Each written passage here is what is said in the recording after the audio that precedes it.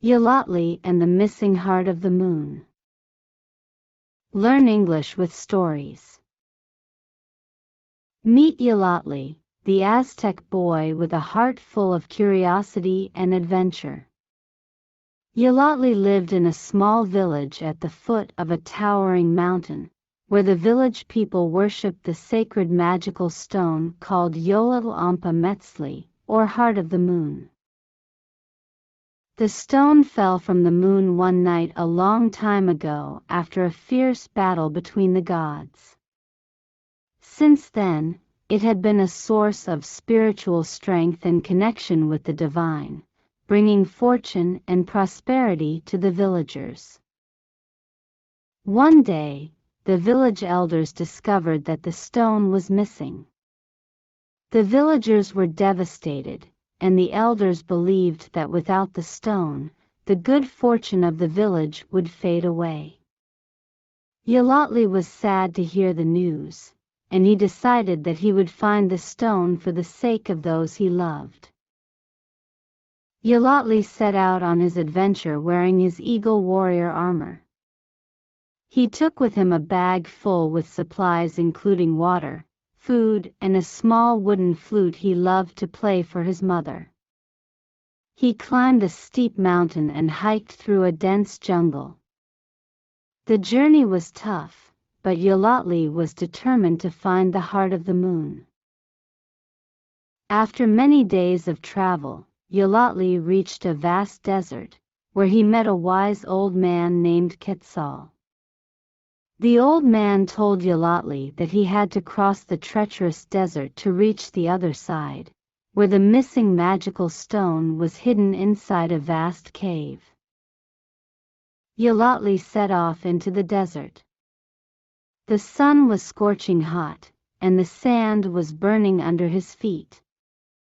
Yolotli was about to give up, but then he thought about all the good people back at the village and decided to persevere. Yolotli finally made it through the desert and arrived at the edge of a deep and dark forest. As he entered the forest, he encountered a giant spider that blocked his path. Yolotli was terrified, but he knew he had to find a way around the spider. Thinking on his feet, Yolotli grabbed a nearby rock and threw it at a tree past the spider. The spider, thinking it was prey, immediately turned to investigate. While the spider was distracted, Yolotli was able to quickly dart past it and continue on his journey. Yolotli arrived at a wide, fast-flowing river. Luckily for him, there was a log that had fallen across, making a bridge. The log was wet and very slippery, and he quickly realized that the river was full with massive, hungry crocodiles. Falling down into the river was not an option. Yolotli asked Xochiquetzal, the goddess of the jungle, for strength. He walked slowly but firmly towards the opposite shore. It took him all his courage and attention to walk the full length of the log, but finally, he was safe on the other side of the river.